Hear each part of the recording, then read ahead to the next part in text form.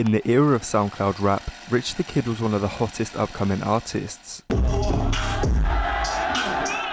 But in the span of a few years, his career would take a serious plunge and result in him becoming just another topic for YouTube videos. His story wasn't meant to end there though, with Kanye breathing life into Rich the Kid's career once again in the year 2024. Let's take a look at the fall of Rich the Kid, but more importantly, the effect of Kanye West. How you feeling, man? Feeling like the hottest rapper in the fucking world. In 2018, we'd be witness to an incredible run from the artist, which produced hit songs like Plug Walk and New Freezer.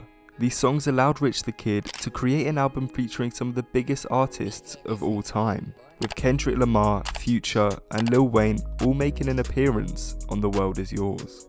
But little did the kid know, the success wouldn't last forever. He would never manage to come close to his peak in 2018. But why? There's a few key reasons as to why Rich the Kid fell off, like his music never really evolving and getting dropped from multiple labels. But it all begins with his altercation involving Lil Uzi Vert. Basically, Rich the Kid owned a record label by the name of Rich Forever, which contained some big artists a few years back. He would try to sign Lil Uzi back in 2018. Hey man, your boss ain't treating you right, your CEO ain't treating you right, man, come over to Rich Forever Music, you know what I'm saying? Come over to Rich Forever Music. You did! Which resulted in a public rejection. This meant that Rich the Kid no longer had an interest in signing the artist and chose to beef with him instead. Yo, if Uzi didn't have a deal, would you sign him? Nah. Why not? Not right now. Maybe back then. Over the coming months, the two would continue to throw shots at each other through being tagged on Instagram as a crab, accusations of plagiarism, and a diss track towards Uzi. Oh, them dead friend, you a little man, your money getting shorter. But the situation would climax when the two artists ran into each other in Philadelphia. A verbal argument would escalate into Rich the Kid being swung at and chased out of Starbucks through the streets of Philadelphia.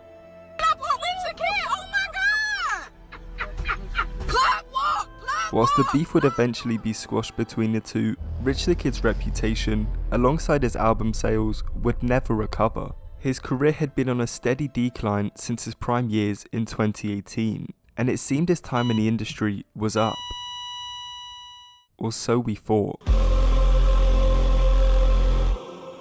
Which brings us to the now, 2024, a year that has begun with plenty of music. Yeet, Kid Cudi, Ariana Grande, just to name a few, have all dropped projects, but we'll be focused on none other than Kanye West. Releasing one of the biggest independent albums of all time with Vultures, Ye truly brought the rap industry together for this project, with the majority of the songs utilising a feature. This isn't new however, Kanye albums have always had a large feature list, and it's one of the things that separates Ye from other musicians. He can work with and bring the best out of any artist. He even managed to make Roddy Ricch sound good again on Donda. Shit changed when you famous, I remember back before the change, we was nameless. When the song Carnival was first teased at Kanye's Vulture rave in Las Vegas, the song sounded nothing like it does today. Pull up and Billy with dollar sign. Go.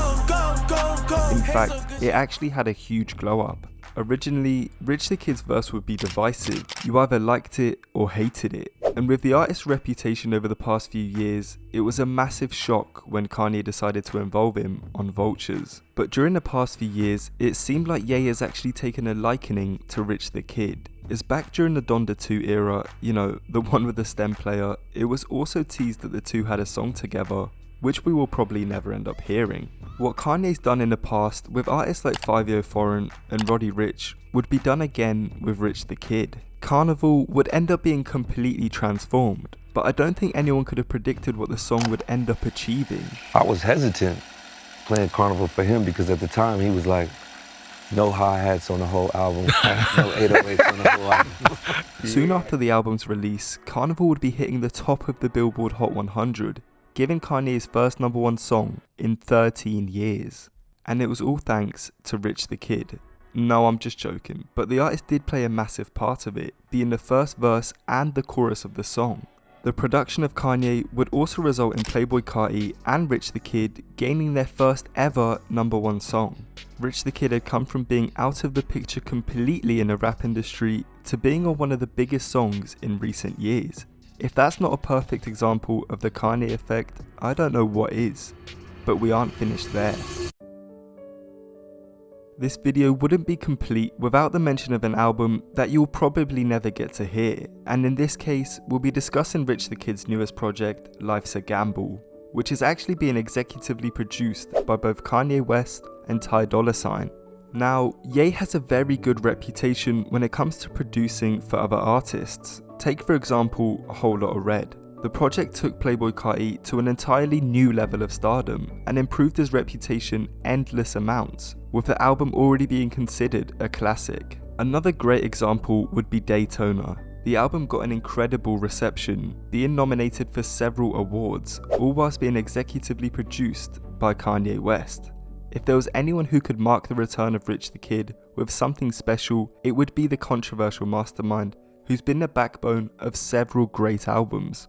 As stated in his bio, Rich the Kid was planning on making the biggest comeback since Ye interrupted Taylor Swift and gave us My Beautiful Dark Twisted Fantasy. Now, I very highly doubt that Rich the Kid will give us anything of that quality. It's almost impossible. But if the artist comes with the energy he had on Carnival, alongside Kanye West production, we might be witness to a second coming of Rich the Kid.